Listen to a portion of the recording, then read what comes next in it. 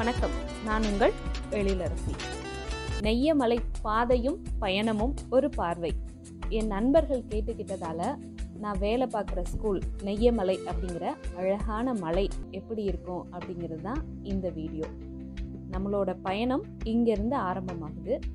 வேலூர்லேருந்து தும்பல் போகிற ரூட்டில் எடப்பட்டிக்கு முன்னாடி நெய்யமலை பிரிவு அப்படிங்கிற இந்த பாதை வழியாக தான் நம்ம ஸ்கூலுக்கு மேலே போக போகிறோம். இது ஒரு அழகான மலை பிரதேசம். நீங்கள் பார்க்குற இந்த ரோடெல்லாம் இப்போ 3 வருஷமாக தான் சேலம் மாவட்ட கலெக்டர் ரோஹிணி அம்மா அவர்களால் தான் அடிக்கல் நாட்டி ஏற்பாடு பண்ணி தந்தாங்க. நான் வேலைக்கு போகிற புதுசில் 9 வருஷத்துக்கு முன்னாடி ஒரு 2 பைக் போகிற அளவுக்கு தான் மண் பாதை இருக்கும். நல்ல அடர்ந்த காட்டுப்பகுதி. இப்போ நம்ம பார்த்துட்ருக்கோம் இல்லையா, இதுக்கு முன்னாடி பார்த்த ஏரியை தான் இப்போ நம்ம பார்க்க போகிறோம். பாருங்கள், எவ்வளோ ஒரு அழகான பளிங்கு மாதிரியான ஏரி. சிறு பூவினிலே விழுந்தால் ஒரு தேன் துளியாய் வருவாய், சிறு சிப்பியிலே விழுந்தால் ஒரு முத்தனவே முதிர்வாய், பயிர் வேரினிலே விழுந்தால் நவதானியமாய் விளைவாய் அப்படிங்கிற வைரமுத்துவோடைய வைரமான வரிகள் மாதிரி தான் இந்த நெய்யமலையில் விழுந்த சின்ன சின்ன மலைத்துளிகள் சேர்ந்து தான் இந்த அழகான ஏரி. ஒரு 8 வருஷமாச்சு இந்த ஏரியில் இவ்வளோ அழகாக தண்ணியை பார்த்து. நம்ம மலைப்பகுதியிலேருந்து வரக்கூடிய தண்ணி, அப்புறம் பக்கத்தில் விழுகக்கூடிய அந்த மழை நீர்கள் சேர்ந்து தான் இப்படி ஒரு அழகான ஏரி. நான் வேலைக்கு வந்த புதுசில் இந்த அளவுக்கு தண்ணி பார்த்தது.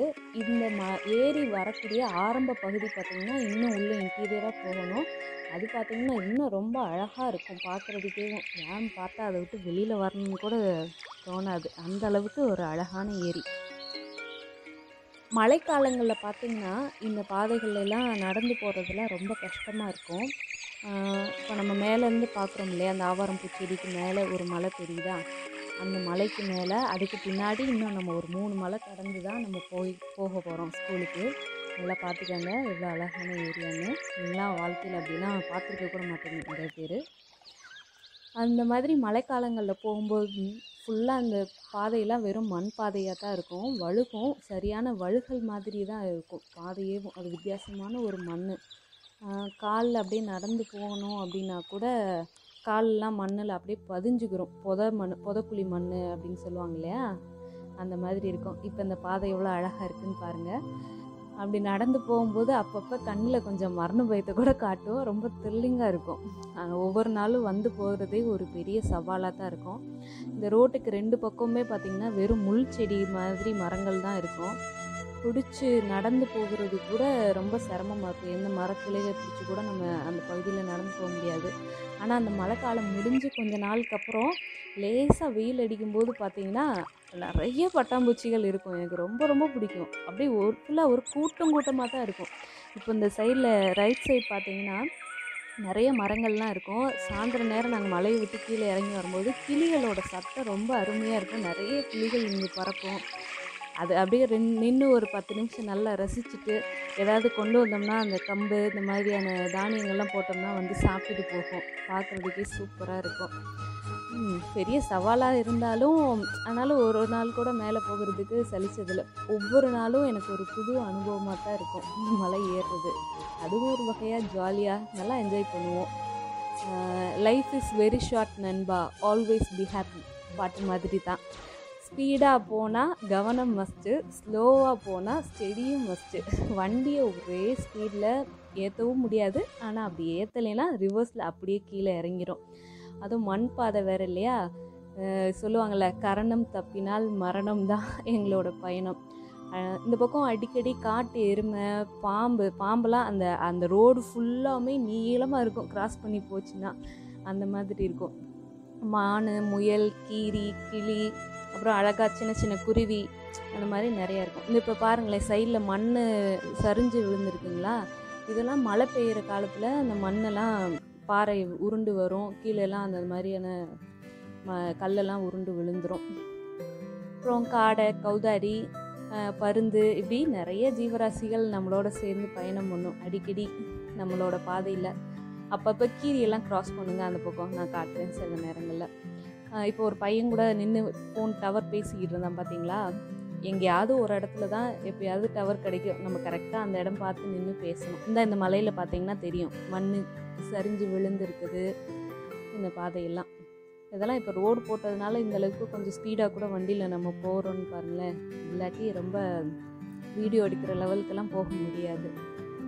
இப்போ நம்ம பார்க்குற மலைக்கு பின்னாடி இதுக்கப்புறமா 3 மலைக்கு தாண்டி தான் நம்ம போகவே போகிறோம். இங்கே வெயில் அடித்தாலும் சரி, மழை, பனி, குளிர் எதாக இருந்தாலும் சரி ரொம்ப அதிகமாக தான் இருக்கும். அந்த மாதிரி கிளைமேட் சேஞ்ச் ஆகிறது நம்மளுக்கு தெரியும். இந்த பாதையெல்லாம் இப்போ நம்ம ரோடு போட்டிருக்கிறதுனால இந்த மாதிரி இருக்குது, நல்லா பார்க்குறதுக்கு ரொம்ப அழகாக. ஆனால் ஃபுல்லாக அப்படியே தூரமாக எங்கேருந்து பார்த்தாலும் வெறும் கல்லாக தான் இருக்கும். அதில் தான் போவோம். அங்கே தெரியுறாங்க பாருங்கள் நம்ம பசங்க தான். ஆயிடா. ஓகே. நம்மலாம் சின்ன குழந்தைங்களெல்லாம் இப்படியெல்லாம் தனியாக வெளியில் விட மாட்டோம் பார்த்தீங்களா. இவங்க பாட்டுக்கு ஆடு மாடு மேய்ச்சிட்டு இந்த பக்கம் மேய்ச்சலுக்காக கூட்டு வருவாங்க ஆடு மாடுகளை. அவன் பாட்டுக்கு தனியாக தான் இருப்பான். ஒரு பாட்டிலில் தனியாக கஞ்சியோ கூழோ ஏதோ ஒன்று எடுத்துகிட்டு அப்படியே வந்துட்டு காலையில் கிளம்பி இப்படி மாடு மேய்ச்சிட்டு சாயந்தரமாக திரும்பவும் அந்த மாடெல்லாம் கூப்பிட்டுட்டு போவாங்க. ஆனால் நம்ம குழந்தைகளை பக்கத்தில் வெளியில் கூட வீட்டை விட்டு வெளியில் விட மாட்டோம் தனியாக. நடக்க பாதை இல்லைன்னா நீ நடந்து ஒரு பாதையை உருவாக்குன்னு சொல்லுவாங்க இல்லையா, அது மாதிரி தான் இங்கே இருக்க மக்கள் காட்டு வழியாகவே நடந்து உருவான பாதை தான் இவ்வளோ பெரிய பாதையாக இன்றைக்கி மாறி இருக்கு. நம்ம எல்லாரும் சொல்லுவோம் இல்லையா, மலையை நிமிர்ந்து பார்த்துட்டு மலைச்சோம்னா நம்ம மலை ஏற முடியாது, மலை ஏறிட்டோம்னா அதுவும் நம்மளுடைய காலுக்கு கீழே தான் அப்படின்னு.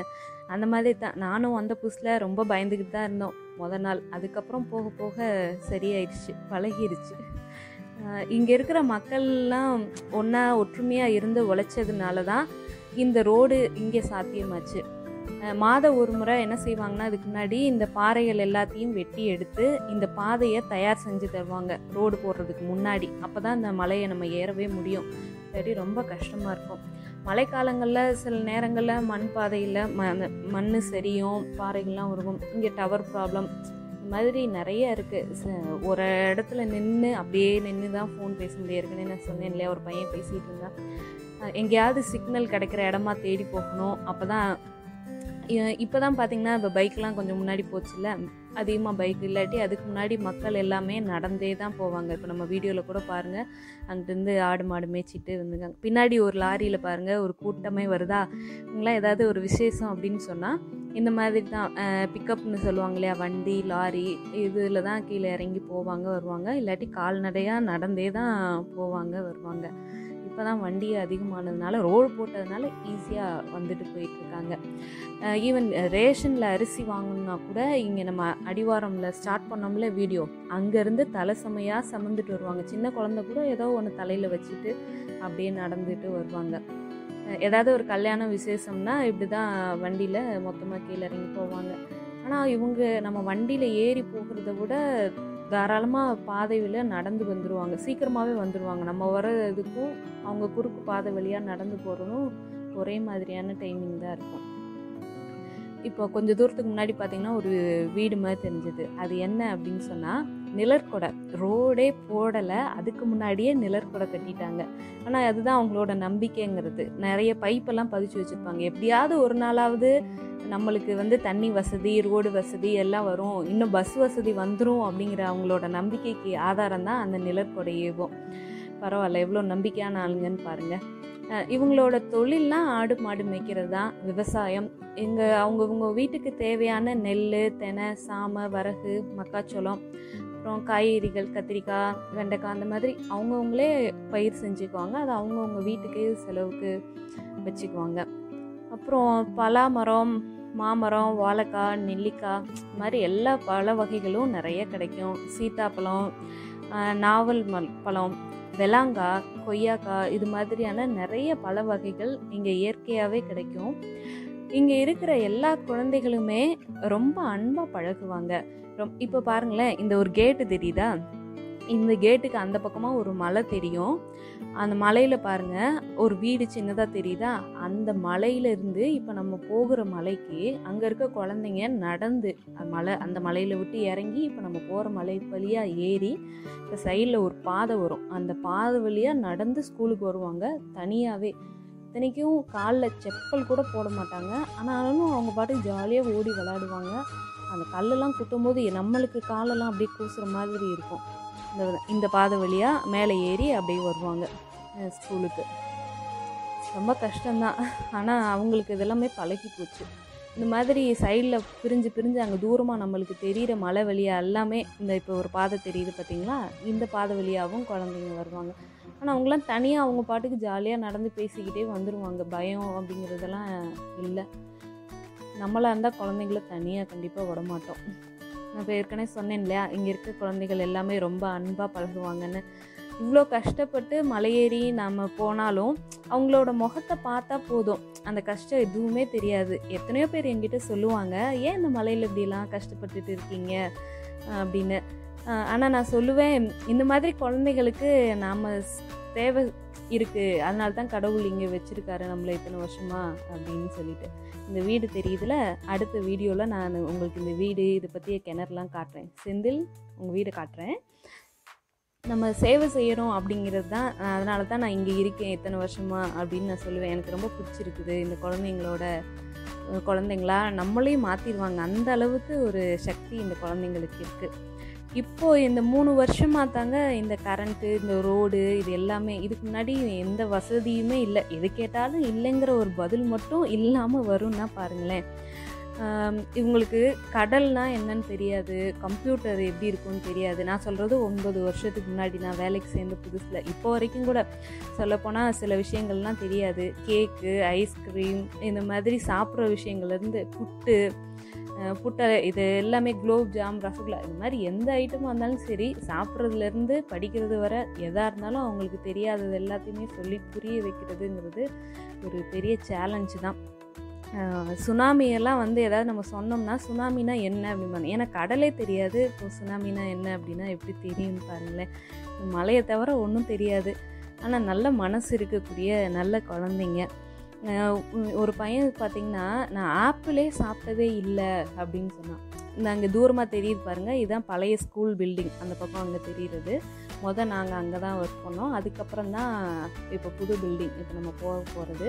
இப்போ இந்த சைடு நம்ம கீழே ஏரி தண்ணி பார்த்தோம் இல்லையா, அதே மாதிரி அந்த பக்கம் இருந்து மலையில் வரக்கூடிய தண்ணிகளும் அந்த சைடில் ஏரி லைட்டாக தான் தெரியுது. மரம் செடியெல்லாம் நிறையா வளர்ந்ததுனால சரியாக தெரியல. அங்கேயும் அழகான தண்ணி போகும். 2 மலைக்கு இடையில அந்த நீரோட மாதிரி போகிறதுல ஃபுல்லாமே தண்ணி இருக்கும். இங்கே ஒரு பிள்ளையார் கோயில் இருக்கும். மதிய நேரம்லாம் சில நேரம் இங்கே உட்காந்துக்குவோம் பிள்ளைகளோட விளையாண்டுட்டு ஜாலியாக.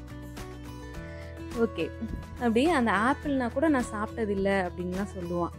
அப்போ ஆப்பிள் பார்க்கும்போதெல்லாம் அவன் ஞாபகம் ஒரு தடவை அப்படி தான் வாங்கிட்டு போய் கொடுக்கவும் ரொம்ப ஆசையாக வாங்கி சாப்பிட்டான். இதெல்லாம் என்னோடய ஸ்டூடெண்ட்ஸ், அவங்களோட பேரண்ட்ஸ் எல்லாம் ஏதோ வேலை விஷயமா கீழே போயிட்டுருக்காங்க. ஆடு மாடு மேய்ச்சிட்டு அங்கங்கே அப்படியே ஜாலியாக வீட்டில் உட்காந்து இவங்களோட வீட்டு வாழ்க்கை முறையெல்லாம் நான் அடுத்த வீடியோவில் கண்டிப்பாக சொல்கிறேன். இது என்னோடய ஸ்டூடெண்ட்டு என்னை பார்க்கறதுக்கு வருது. அவங்க வீட்டுக்கு கூப்பிட்டுச்சு. அவங்க வீடெல்லாம் பாருங்களேன், ரொம்ப வித்தியாசமாக இருக்கும். அந்த பக்கம் இருக்கிறது தான் அவங்களோட கிச்சன். அதில் எல்லாம் சமைக்கிறாங்க. உள்ள பாத்திரம்லாம் தெரியுது பாருங்களேன், இதுதான் அவங்களோட கிச்சன். இது இந்த ஆடு மாடெல்லாம் கட்டி போடுறதுக்கு, கோழி கட்டி போடுறதுக்கு இந்த மாதிரி இடம். இதுதான் அவங்க குளிக்கிறதுக்கான ரூம். இப்போ இந்த பக்கம் பார்த்திங்கன்னா ஒரு வீடு மாதிரி தெரியும். அதோடைய பக்கத்தில் மரத்துக்கு பின்னாடி அங்கே பாத்ரூமாக அந்த வீட்டுக்காரங்க யூஸ் பண்ணுறாங்க. இந்த பாத்ரூமில் வர தண்ணி, பாத்திரம் கழுவுற தண்ணியெல்லாம் அவங்களோட செடிக்கு, வயலுக்கு அப்படி விடுற மாதிரியான ஒரு அழகான செட்டப். இந்த பக்கம் ஒரு அழகான பாதை போகும், எனக்கு ரொம்ப பிடிக்கும். பாருங்களேன், அப்படியே பார்க்கவே அழகாக பச்சை பசேர்னு இருக்கா. அதில் ஒட்டி சின்னதாக ஒரு பாதை போகும். அதில் நடந்து போகணுன்னு எனக்கு ரொம்ப நாள் ஆசை. அந்த பொண்ணு போகிற பாருங்களேன், பாய். பார்க்குறதுக்கே அழகாக இருக்கும்.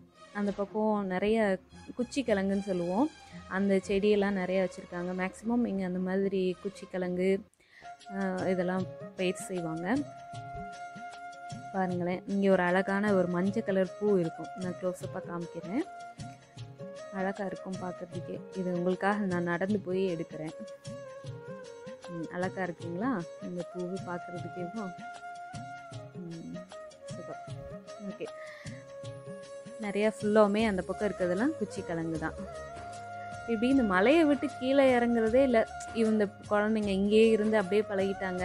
எப்படி கெல்லருக்கு அவரோட ஆசிரியர் அண்ணி எப்படி தண்ணி எப்படி இருக்குன்னு சொல்லி புரிய வைக்க கஷ்டப்பட்டாங்களோ, அது மாதிரி தான் இந்த குழந்தைங்களுக்கு கடல் எப்படி இருக்கும் அப்படின்னு நான் சொல்லி புரிய வைக்கிறதுக்கு.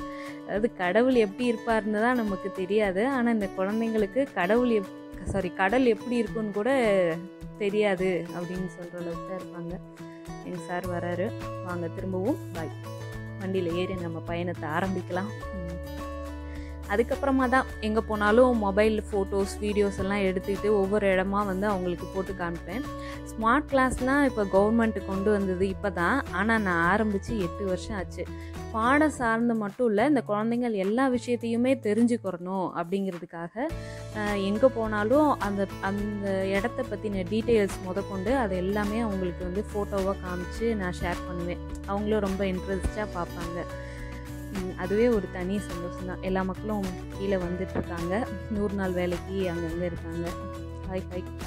ஓகே, நான் வந்த புதுசில் பார்த்தீங்கன்னா சாதாரணமாக நம்ம பேசுகிறது கூட இவங்களுக்கு புரியறது கொஞ்சம் இதாக இருக்கும். நம்மளோட ஸ்லாங்கு கூட புரியாது, ரொம்ப டிஃப்ரெண்ட்டாக இருக்கும். நம்மள ஒரு ஏலியன்ஸ் மாதிரி பார்ப்பாங்கன்னு கூட சொல்லலாம். எனக்கும் இவங்க மிகப்பெரிய ஒரு ஆச்சரியம்தான். ஒரு அழகான ஒரு வித்தியாசமான அனுபவம் தான் எனக்கு இந்த குழந்தைங்க. எத்தனை வருஷம் ஆனாலும் மறக்க முடியாத ஒரு அனுபவம். இவங்களை பற்றி நான் நிறையா உங்ககிட்ட சொல்லணும். இந்த இடங்கள்லாம் பாருங்கள், கிட்டத்தட்ட நம்ம ஸ்கூலில் நெருங்கிட்டோம். ஒரு கள்ளங்கபடம் இல்லாத பிஞ்சு மனசு தான், நம்மளுக்கே பிரதிபலிக்கிற கண்ணாடி மாதிரி தான். ஒரு நாள் இப்படி தான் இந்த பொண்ணுங்க திருநீர் கொண்டு வந்து கொடுத்தாங்க. என்ன விசேஷம் அப்படின்னு கேட்டேன். அதுக்கு நீங்கள் ட்ரான்ஸ்ஃபருக்கு அப்ளை பண்ணியிருக்கீங்கன்னு கேள்விப்பட்டோம், உங்களுக்கு கிடைக்கக்கூடாதுன்னு வேண்டிக்கிட்டோன்னு சொன்னாங்க. அது மாதிரி தான் 9 வருஷம் ஆச்சு, இன்னும் ட்ரான்ஸ்ஃபர் கிடைக்கல. இந்த கிணறு பாருங்களேன், தண்ணி நிரம்பி அப்படியே மேலாக மிதக்கும். ஆனால் குழந்தைங்க பக்கத்தில் உட்காந்து விளாண்டுட்டு இருப்பாங்க. நம்மளாக இருந்தால் விடுவோமான்னு பார்த்துக்கோங்க. ரொம்ப ஃப்ரீ ஸ்டைல் லைஃப் ஸ்டைல் தான் இவங்களோடது, பயம் இல்லாமல். ஓகே, என்னோடய வாழ்க்கையை இவ்வளவு அழகாக மாற்றுறவங்கன்னா இந்த அன்பான குழந்தைங்கன்னு தான் சொல்லுவேன் நான். இந்த இயற்கை கொடுத்த வரம், ஒரு பரிசாக தான் நான் இவங்களை பார்க்குறேன். படிக்கிற குழந்தைங்க மட்டுமல்ல, அவங்களோட பெற்றோர்களும் என்னை அவங்க வீட்டில் ஒருத்தராக தான் என்னை பார்த்துப்பாங்க. எந்த ஒரு விசேஷம்னாலும் ஞாபகமாக மறக்காமல் கூப்பிடுவாங்க. அதாவது அசை போடுவதற்காக சில நல்ல நினைவுகள் வேணும்னு சொல்லுவாங்க இல்லையா, அது மாதிரி தான் என்னோட இந்த 9 ஆண்டு நினைவுகள். ஒவ்வொரு நாளும் ஒரு மறக்க முடியாத நல்ல அனுபவமாக தான் இருக்கும். இப்போ நம்ம பார்க்குறோம் பார்த்தீங்களா, இந்த மாதிரியான மண் பாதை தான் ஆரம்பத்துலேருந்து இருக்கும், கீழேருந்து அடிவாரத்துலேருந்து. இது நம்ம பார்க்கறதுக்காக கொஞ்சம் ப்ளைனாக தெரியுது, ஆனால் இதில் வண்டி ஓட்டிகிட்டு போகும்போது பாருங்களேன், அப்படியே வீடியோ எடுக்கிறதே நல்லா ஷேக் ஆகும், உங்களுக்கு கிளியராக வந்து கிடைக்காது. இங்கே 100 நாள் வேலைக்காக மக்கள் எல்லோரும் இருக்காங்க. மேக்ஸிமம் இந்த ஸ்கூலில் படிக்கிற பிள்ளைகளோட பேரண்ட்ஸ் தான். பார்த்தீங்கனாலே தெரியும் எப்படி இருக்குது அப்படின்னு சொல்லிட்டு. ரொம்ப அழகாக இருக்கும் பாருங்களேன். பாதையெல்லாம் எவ்வளோ வெறும் கல் பாறை மேலே தான் அப்படியே ஏறி போகும். நல்லா அடுத்த வீடியோவில் உங்களுக்கு நான் ரொம்ப டீப்பாக காட்டுறேன். இப்படி தான் ஒவ்வொரு நாளும் ஒரு மறக்க முடியாத நல்ல அனுபவங்கள் எனக்கு. இப்படி தான் ஒரு நாள் கிளாஸ் ரூமில் ஒரு 5th ஸ்டாண்டர்ட் படிக்கிற பையன் என்ன செஞ்சான்னு தெரியுங்களா?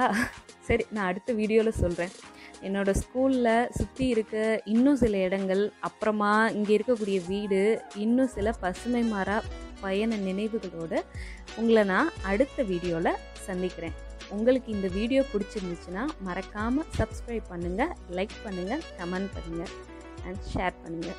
இந்த மக்கள் எல்லாரும் இயற்கையோட இயற்கையாக சேர்ந்து வாழ்கிறதுனால இந்த இயற்கை அவங்களையும் சந்தோஷமாக பார்த்துக்கிறோம், அவங்கள சுற்றி இருக்க நம்மளையும் ரொம்ப மகிழ்ச்சியாக பார்த்துக்கிறோம்.